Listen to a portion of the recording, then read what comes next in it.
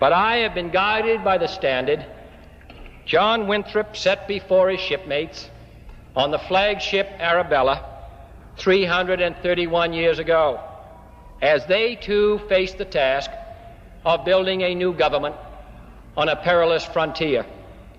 We must always consider, he said, that we shall be as a city upon a hill. The eyes of all people are upon us. Today, the eyes of all people are truly upon us, and our governments in every branch, at every level, national, state, and local, must be as a city upon a hill, constructed and inhabited by men aware of their great trusts and their great responsibilities. For we are setting out upon a voyage in 1961, no less hazardous than that undertaken by the Arabella in 1630. We are committing ourselves to tasks of statecraft no less awesome than that of governing the Massachusetts Bay Colony, beset as it was by terror without and disorder within. History will not judge our endeavors, and a government cannot be selected merely on the basis of color or creed or party affiliation. Neither will competence and loyalty and stature, while essential to the utmost, suffice in times such as these. For of those to whom much is given, much is required.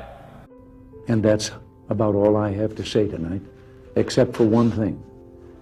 The past few days, when I've been at that window upstairs, I've thought a bit of the shining city upon a hill. The phrase comes from John Winthrop, who wrote it to describe the America he imagined. What he imagined was important because he was an early pilgrim, an early freedom man. He journeyed here on what today we'd call a little wooden boat, and like the other pilgrims, he was looking for a home that would be free. I've spoken of the shining city all my political life, but I don't know if I ever quite communicated what I saw when I said it. But in my mind, it was a tall, proud city built on rocks stronger than oceans, windswept, God-blessed, and teeming with people of all kinds living in harmony and peace.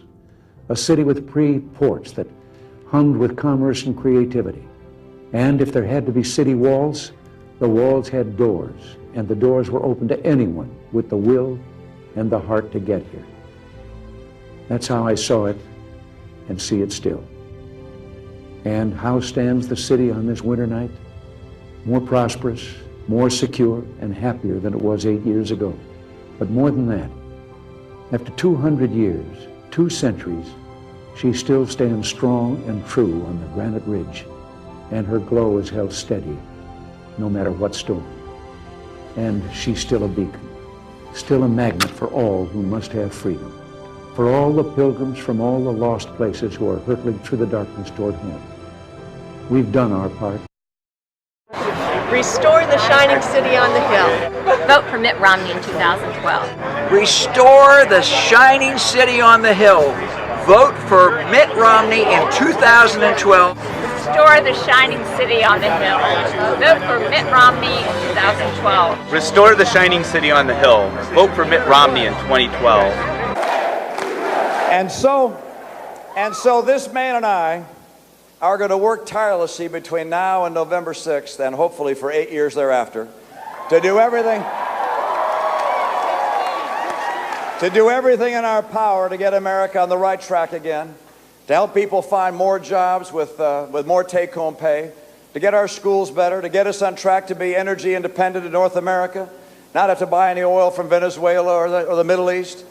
We're going to do everything we can to keep America strong, a strong America, with strong values, strong families, a strong economy, a strong military, a strong America. A strong America is the best ally peace has ever known. We're going to bring America back and keep us the shining city on a hill. Thank you so much. We're going to win this with your help. Thank you so much. The success at home also depends on our leadership in the world. It is our willingness to shape world events for the better that has kept us safe, increased our prosperity, preserved our liberty, and transformed human history. At our best, America has led. We have led by our example as a shining city on a hill. We have led at the direction of patriots from both parties. We have led shoulder to shoulder with steadfast friends and allies. We have led by giving voice to the voiceless, insisting that every human life has dignity, and aiding those brave souls who risk everything to secure the inalienable rights that are endowed to all by our Creator. This country is due for a turnaround. And I'm guessing there's somebody that knows how to do turnarounds, and his name is Mitt Romney.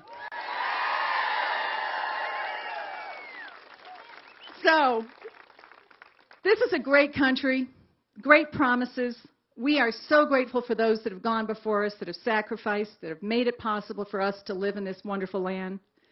We feel as though that light, that shining city on a hill that Ronald Reagan spoke of, is dimming.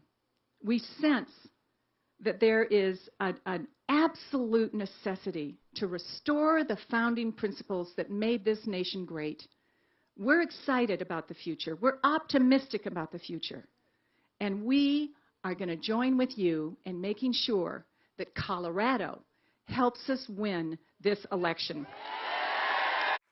What y'all are doing is quite simply saving this shining city on a hill we call the United States of America.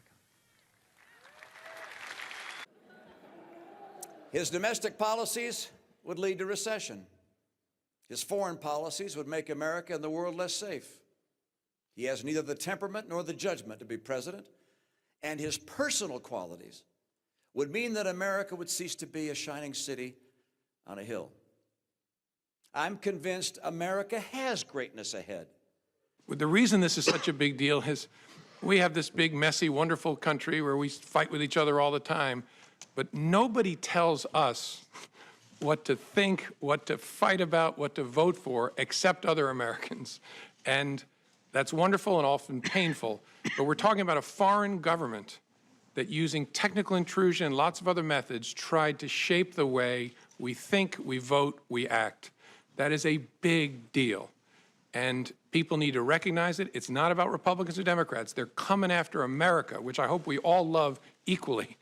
They want to undermine our credibility in the face of the world. They think that this great experiment of ours is a threat to them, and so they're going to try to run it down and dirty it up as much as possible. That's what this is about, and they will be back because we remain, as difficult as we can be with each other, we remain that shining city on the hill, and they don't like it. It's your turn to keep this daringly radical but unfailingly simple notion of America alive. That no matter where you're born or how much your parents have, no matter what you look like or what you believe in, you can still rise to become whatever you want, still go on to achieve great things, still pursue the happiness that you hope for. Today, this dream sounds common. It's even become a cliche. Yet for most of human history, it's been anything but. As a servant in Rome, a peasant in China, or a subject of King George, there were very few unlikely futures. No matter how hard you worked or struggled for something better, you knew you'd spend your life forced to build somebody else's empire, to sacrifice for somebody else's cause. But as the centuries passed, the people of the world grew restless. They were tired of tyranny and weary of their lot in life. And as they saw merchants start to sail across oceans and explorers set off in search of new worlds, they followed. And it was right here, right in these waters, where the American experiment began. As the earliest settlers arrived on the shores of Boston and Salem and Plymouth, they dreamed of building a city on a hill. and the world watched, waiting to see if this improbable idea called America would succeed. For over 200 years, it has. Not because our dream has progressed perfectly, it hasn't. It's been scarred by our treatment of native peoples, betrayed by slavery and Jim Crow, clouded by the subjugation of women, shaken by war and depression. Yet the true test of our union is not whether it's perfect, it's whether we work to perfect it.